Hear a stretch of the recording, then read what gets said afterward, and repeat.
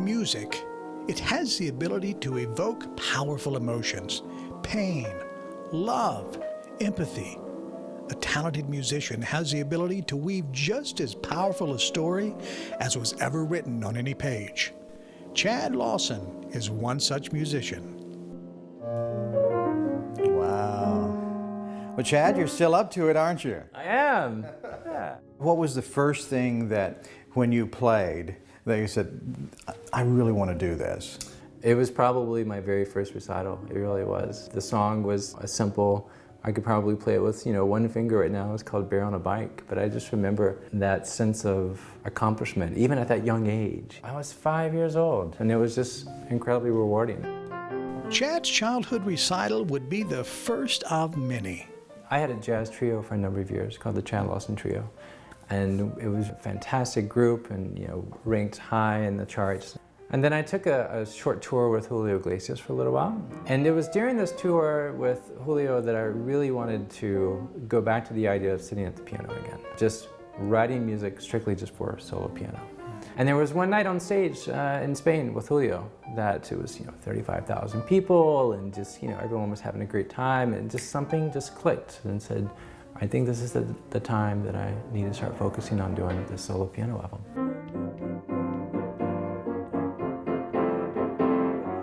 Came home and booked a recording session with a gentleman named Will Ackerman, who founded the Windham Hill label. So I sent him some demos and he said, absolutely, let's do something. As soon as I came off of the tour with Julio, I became sick with this thing called ulcerative colitis. Wow. And which really knocked me out. If you're not familiar with ulcerative colitis, it's similar to Crohn's, but it just affects a different area of your body. So long story short, it really whopped me. As soon as we got to the recording studio, it was a mindset of, okay, we're here, let's make this happen, as difficult as it was. We did the album in a day and a half, and in between takes, I literally was laying on the floor underneath the piano while my wife and Will Ackerman and the engineer would go back and review the tracks and say, thumbs up, thumbs down, let's do it again. That was great. And you'd get up and you'd do it again. Yeah. They were incredible. There were only, most of the songs in that album were first takes, but it was definitely not the easiest process I've ever been through. So after a day and a half, we wrapped things up, drove back to Brooklyn, and that next day I actually went into the hospital for 21 days. Oh my goodness. Yeah. So you were pushing yourself to the limits. Well, that album was a healing process. It was one of those things where, even if only my mother were to hear the album, I had to do it for... It was your own therapy. Yeah, exactly. And knowing a bit about Chopin and his life and the pain that he went through, there's a little similarity there, isn't there? He was labeled as not well in the sense of his health, And I think that had a lot to do with his writing, like what we hear. Like, I'm paraphrasing him, but Oscar Wilde, says, when I hear Chopin, I feel remorse for sins I've never committed, and I think his writing just has like this angst and just this pain and this hurt, and I think a lot of it resembles what he was going through at the time. After his painful and debilitating illness, Chad was inspired to begin his reinterpretation of Chopin's classic works. Basically what I did is I took Chopin and I took 10 pieces. And I scaled it down to the very simple, bare bones approach.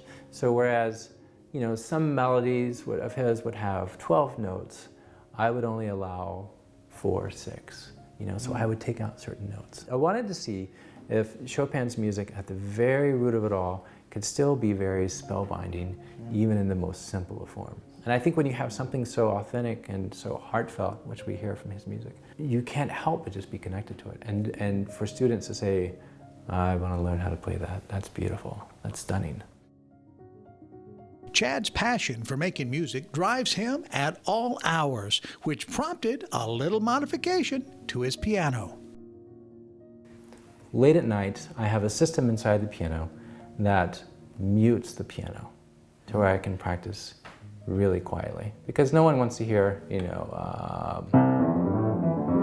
2:30 in the morning. So what I had a system put in to where I take this piece of felt And what happens is this felt comes in between the strings and the hammers. It kills the attack of a note. So instead of it being like a normal piano sound, now what happens is, so you still have the note, but you don't have that sharp attack anymore. It's nice and soft.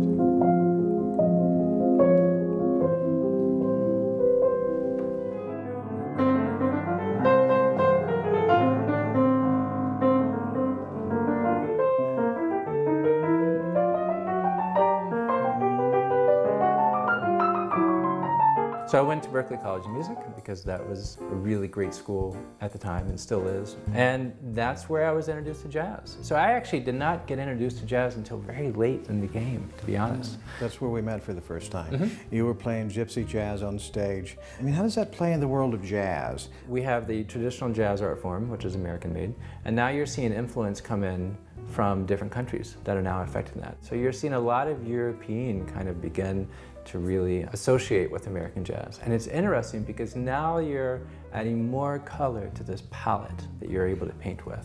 Usually you start off with bebop, you know, Charlie Parker and Miles Davis.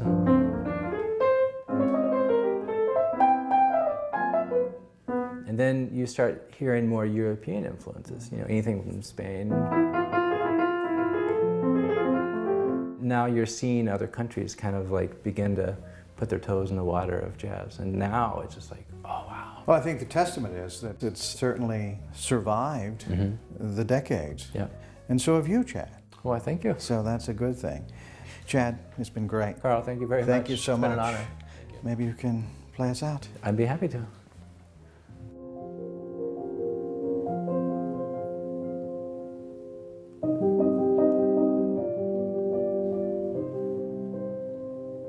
Chad's music is inspiring, beautiful to listen to, and masterfully played. The Chopin Variations opened my heart to Chopin in a whole new way.